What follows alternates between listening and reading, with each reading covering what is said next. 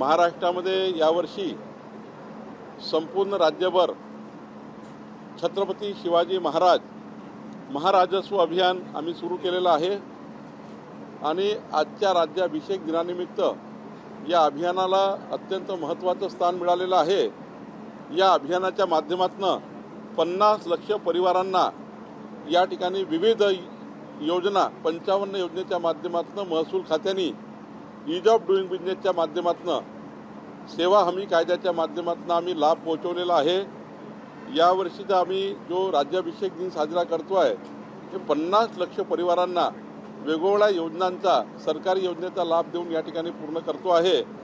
मी या ठिकाणी प्रधानमंत्री नरेंद्र मोदीजी, देवेंद्र फडणवीसजी आमच्या दोन्ही सरकारचं डबल इंजिन सरकारचं या ठिकाणी जे काम आहे ते छत्रपती शिवाजी महाराजांची प्रेरणा घेऊन सुरू आहे आणि आजचा राज्याभिषेक दिनसुद्धा आमच्याकरता सुशासनाचा, राष्ट्रभक्तीचा आणि प्रेरणेचा आहे।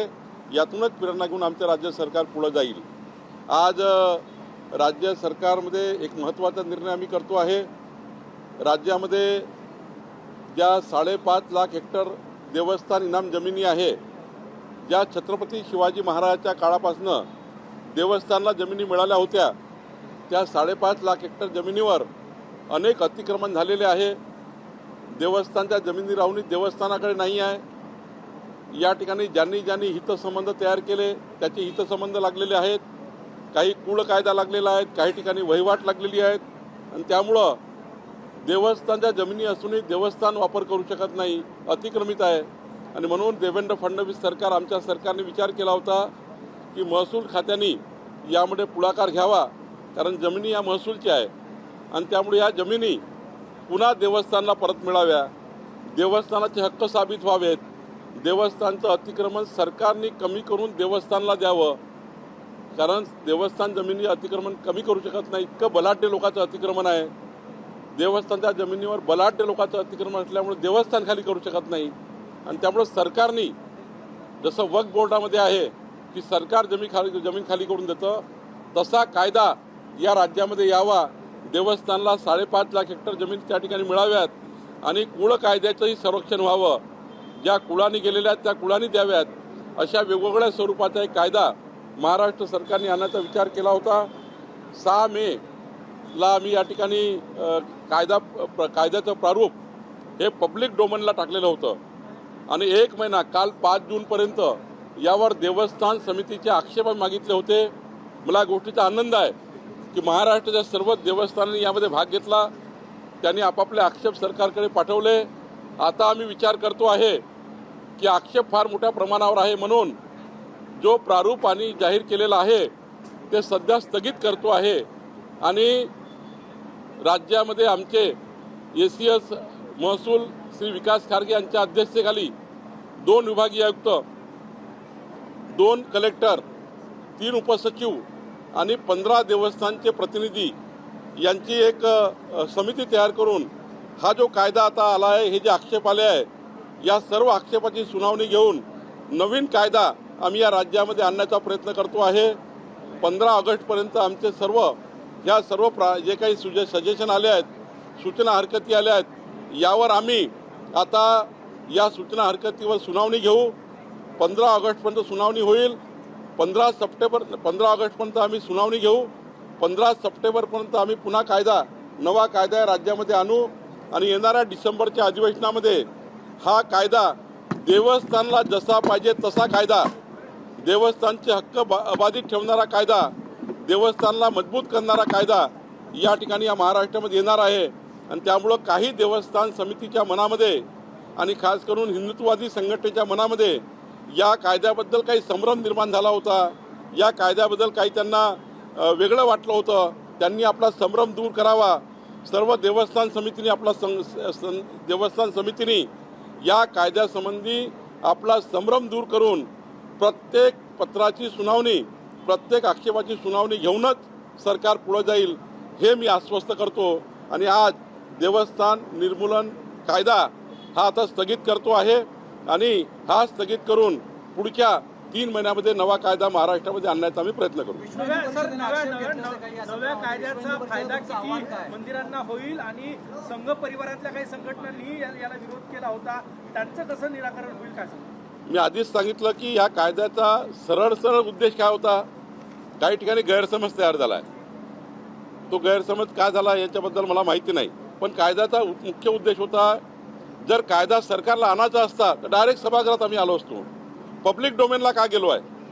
पब्लिक डोमेनला एवढ्याकरता गेलो की या कायद्यावर जनतेने आक्षेप घ्यावे, देवस्थानने आक्षेप घ्यावे, असं मी या ठिकाणी पब्लिक डोमेनला गेलो आहे. पब्लिक डोमेनला झालं म्हणजे जनतेची सुनावणी घेणं आहे आणि त्यामुळे जे आक्षेप आता आले आहेत त्यांची सुनावणी होईल. आमची एवढी मोठी समिती बनणार आहे, 15 प्रतिनिधी देवस्थानचे राहणार आहे आणि त्यातनं विदर्भ, मराठवाडा, उत्तर महाराष्ट्र, पश्चिम महाराष्ट्र, कोकण 5.5 लाख हेक्टर जमिनीचा प्रश्न आहे ज्या देवस्थानच्या मालकीच्या आहे.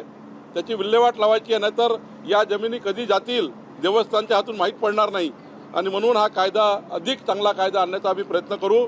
पण हे मात्र खरं आहे की देवस्थानाचे हक्क त्या ठिकाणी मिळवून देणे, देवस्थानच्या प्रॉपर्टी त्यांना मिळणे, अवैधप्रमाणे झालेले अतिक्रमण दूर करणे हे यामधला उद्देश होता.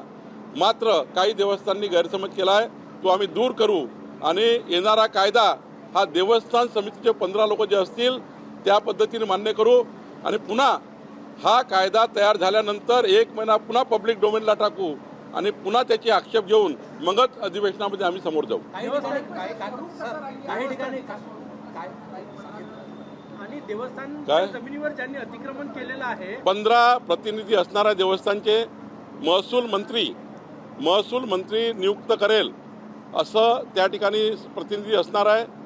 जे प्रतिनिधी मला अर्ज करतील त्यावर ज्यांना देवस्थान इनाम जमिनीच्या कायद्याचा अभ्यास आहे, काही ॲडव्होकेट्स आहेत जे हायकोर्ट सुप्रीम कोर्टात लढलेले आहेत, याचाही आम्ही विचार करणार आहेत.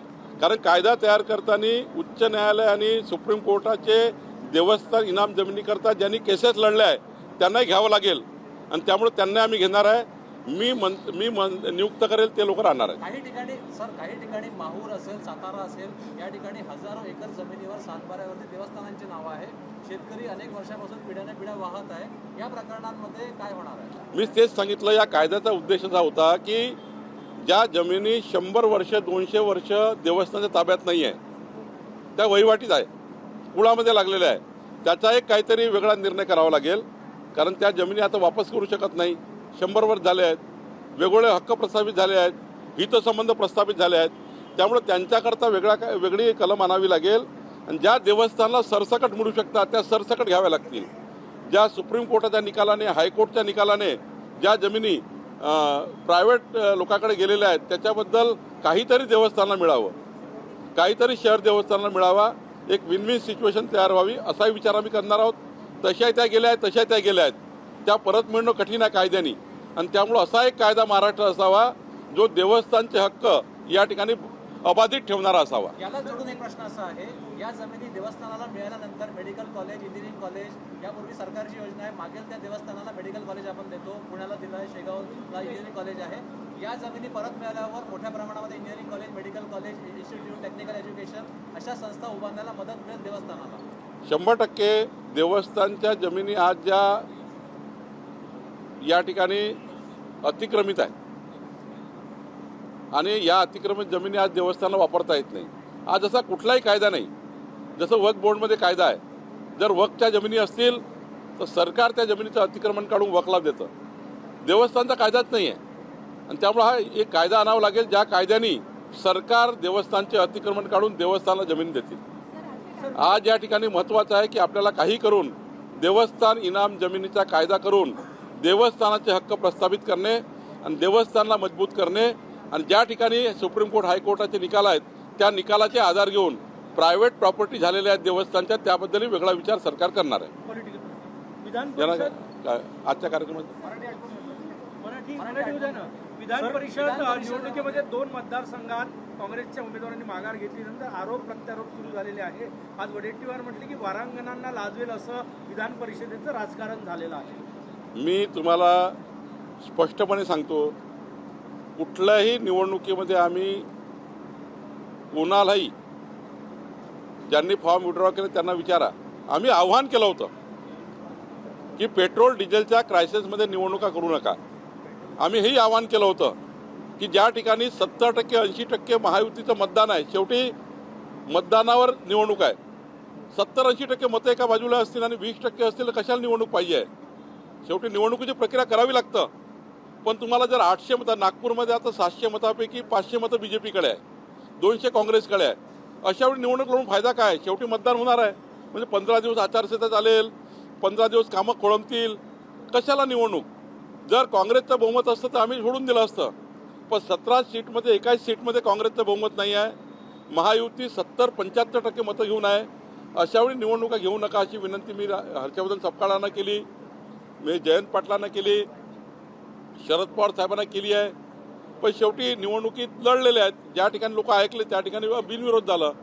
जिथं बिनविरोध झालं ते काही पैशानी झालं किंवा राजकारणाचं प्रेशर टाकण्यात आलं किंवा सरकारचा सत्तेचा दुरुपयोग झाला असं काही नाही. त्या लोकांनी सांगा विड्रॉ केलेल्या लोकांनी कोणत्याला फोन केला का. हां, आपण हे म्हटलं आहे सहानुभूतीपूर्वक, बरं विड्रॉ केलं तर बरं होईल, कशाला निवडणूक करायची. त्यांनी मान्य केलं. त्या ठिकाणी निवडणुका झाल्या. आणि काँग्रेस पार्टीचे नेते सांगतात ते निवडून आणू शकतात काय लोकांना. त्यांच्यामध्ये धमक आहे का. तिकीट दिले म्हणजे झालं का. काँग्रेसच्या नेत्यांना धमक आहे का त्यांना निवडून आणण्याची. आता चंद्रपूरमध्ये तिथले शैलेश अग्रवालने विड्रॉ केला. धमक आहे का काँग्रेसमध्ये निवडून आणण्याची. वडेट्टीवारजी त्या टीममध्ये धमक होती का निवडून आणण्याची. नव्हती. यवतमाळमध्ये धमक आहे का. 75% मतदान BJP शिवसेना महायुतीचं आहे. नागपूरमध्ये आता नागपूरला निवडणुका लढतात आहे. काय होणार आहे यांचं. उलट त्यांचे मतं फुटतील. त्यांचे मतं त्यांना द्यायला तयार नाही लोक. त्यामुळं या पद्धतीचं राजकारण करण्यापेक्षा राज्यामध्ये लोकशाहीमध्ये लोकाभिमुख राजकारण केलं पाहिजे. सर्वांनी एकत्र येऊन मान्य केलं पाहिजे की आमच्याकडे मतदान नाही आहे. भाजपला जर वाटलं असतं आम्हाला मतदान नाही, आम्हाला निवडणूक द्यायची, आम्ही देऊन दिली असती. पण 700 मतापैकी 500 मतं भाजपजवळ आहे. कशी निवडणूक देणार आहे. आणि त्यामुळे मला असं वाटतं की थोडा विचार काँग्रेसनी करावा. टीकाटिप्पणी बंद करावी. संजय राऊतांना माझी विनंती आहे की टीकाटिप्पणी बंद करावी. वस्तुस्थिती ही आहे की पेट्रोल डिझेलच्या क्रायसिसमध्ये निवडणुका झाल्या नाही. मी उमेदवाराचं अभिनंदन करतो, आभार मानतो. ज्यांनी विड्रॉ केले सर्वांचा आभार मानतो. नवनीत राणासाठी राष्ट्रवादीकडून राज्यसभेची सीट मागण्याची हालचाली सुरू झालेली आहे. काल त्यांनी भेट सुद्धा घेतलेली आहे. काय सांगतो. नाही, मला वाटतं की यामध्ये नवनीत राणाजी जो निर्णय घेतील तो शेवटी त्यांचा निर्णय आहे. आणि त्यामुळं त्यांचा निर्णय त्यांना घ्यायचा आहे. त्यांनी निर्णय घेतला तर आमचं काही मत नाही. काल सरकारनं जो GR काढलेला आहे ज्यामध्ये मराठ्यांना OBC प्रमाणे सगळ्या सोयी सुविधा मिळणार आहेत, त्यावर OBC नेत्यांनी हरकत घेतलेली आहे. त्यात काही सुविधा मराठ्यांना मिळतात ज्या OBCना मिळत नाही आहे. त्यांचं म्हणणं आहे की सारख्या सुविधा सर्वांना मिळाल्या. मी नक्की याच्यामध्ये OBC कॅबिनेट सब कमिटीची बैठक घेऊन त्या निर्णयाचा अभ्यास करील. मराठा समाजाच्या ताटात ते मराठा समाजाच्या ताटातलं काढून काही OBCच्या ताटात राहतं नाही. OBCच्या ताटातलं काढून काही मराठा समाजाला द्यायचं नाही. पण OBCला जर कमी सवलती असतील त्या वाढवल्या गेल्या पाहिजेत का तर वाढवल्या गेल्या पाहिजे. याकरता मी कॅबिनेट सब कमिटीचा चेअरमन आहे. त्यामध्ये नक्की मी या ठिकाणी चर्चा करेल. आणि आमचे सर्व छगन भुजबळजी आहे, मी आहे, पंकजाताई आहे, सर्वच आम्ही आज कमिटीमध्ये आहोत. जर सरकारला या ठिकाणी वाटलं आम्हाला की OBC नाही काही सवलती मिळाल्या पाहिजे, OBC नाही काही ॲडिशनल सवलती मिळाल्या पाहिजे, मी बमनराव तायवाडेशी बोलेल, लक्ष्मण हाकेशी बोलेल, त्यांनाही चर्चा करेल. आणि OBCच्या सवलती कशा वाढवता येतील याचाही विचार कॅबिनेट सब कमिटीमध्ये आम्ही मांडू. सुप्रिया सुळे यांनी आरोप केलेला आहे की भाजपने तोंड उघडायला लावू नये. या निवडणुकीमध्ये घोडेबाजार झाला असं त्या म्हटलं. सुप्रियाताई, माझी विनंती आहे तुम्ही असं बोलू नका. 65 वर्ष काँग्रेस पार्टीने आणि सत्ताधीशांनी ज्या बदमाशा केल्या आहेत त्या बदमाशा नक्की आम्ही नाही केल्या आहेत. सुप्रियाताईंना विनंती आहे की असं बोलू नका. 1000 गोष्टी आमच्याकडे आहेत त्या आम्हाला उघड कराव्या लागतील. मी 35 वर्ष झाले भारतीय जनता पार्टीचा कार्यकर्ता आहे. मी अनेक सरकार बघितले आहेत. त्यामुळं हात जोडून विनंती आहे की असं बोलू नका. महाराष्ट्राला बदनाम करू नका. महाराष्ट्राचे संस्कार संस्कृती घालवू नका. असं करू नका अशी विनंती त्यांना आहे. सुप्रिया सुळेचे व्याही निवडून आले तर प्रकरण झालेलं आहे आणि गुरुवारी एका मुलीने आत्महत्या केलेली आहे. तर यामध्ये अनेक खासगी शिक्षणाचे जे खासगीकरण होते, खासगी क्लासेस चालले, त्यात अनेक सामान्य नागरिक भरडला जात आहे. तर शिक्षण प्रणालीमध्ये काही चेंजेस करणार आहात. याचा नक्की विचार करू. आपल्याला सांगितलं सुद्धा खासगी क्लासेसवर नियंत्रण येईल का? तेच सांगतो की आपण सांगितलेला सूचना किंवा आपण सांगितलेला विषय मी पूर्ण अभ्यास करून मांडेल. डिझेल संदर्भामध्ये एक GR आलेला आहे. आता कॅनमध्ये डिझेल जर दिलं तर पेट्रोल पंप नोंदणी आहे, रजिस्ट्रेशन आहे, रद्द केलं जाईल. डीजी सेट कसे वापरायचे, ट्रॅफिक मोठ्या प्रमाणात वाढलेलं आहे, तर डिझेल मिळणार नाही, डीजी सेट कसं भरायचं, इंडस्ट्रीज नाही, SOP मध्ये साऱ्या गोष्टी आहे. कसं चालवायचं, काय चालवायचं, कुठली सिस्टीम बंद पडणार नाही याचा विचार केला. त्यामुळं योग्य पद्धतीनं याचा विचार सरकार करेल. आणि जसं असं पुढं हा क्रायसिस संपत जाईल, हा काही अंतिम आदेश नाही आहे. आज थोडा क्रायसिस आहे म्हणून असा आदेश आहे. आपण कोरोनाच्या काळात बघितलं असाल, जेव्हा कोरोनाची लाट होती तेव्हा वेगळा कायदा होता. मग लाट जशी जशी कमी झाली तसतसं SOP मध्ये आपण सुधारणा केल्या. आज जशी परिस्थिती आहे म्हणून असं आहे. उद्या 8 दिवसांनी परिस्थिती बदलली, पुन्हा चांगलं होईल. त्यामुळं हे काही एकदम आता हे काही अंतिम आहे असं नाही आहे. धीरे धीरे जशी परिस्थिती बनेल तसतसं आपण त्याला कमी करत नेऊ.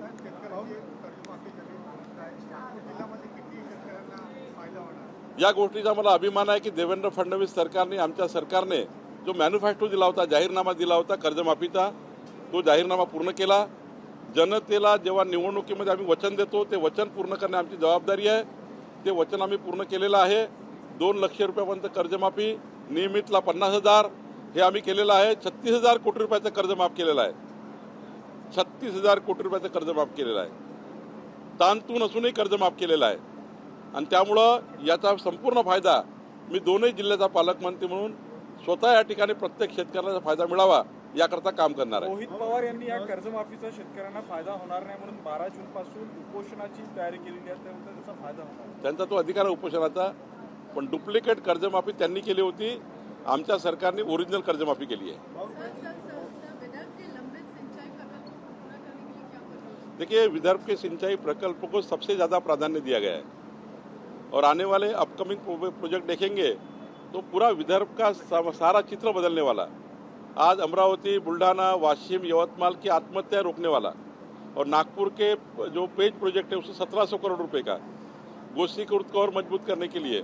और हमने नागपुर में तो ये प्रयास किया है कि जितने भी हमारे ये वाटर सोर्सेस है उसको हम रिज्यूनेट कर रहे हैं. जितने भी मालगुजारी तालाब है उसको भी मजबूत कर रहे हैं. मैंने खुद योजना बनाई है नरखेड़ के लिए 37 करोड़ की.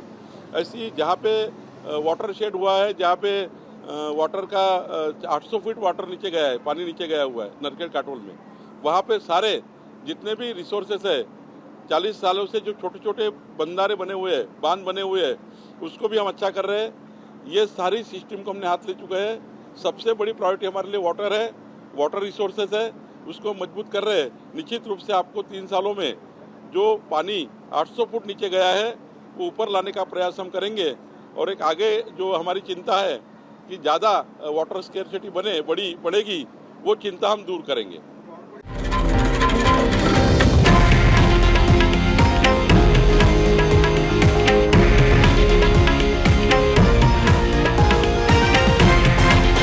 हे आहे देशातील नंबर 1 न्यूज नेटवर्क आणि आपण पाहत आहात TV9 मराठी, एकमेव.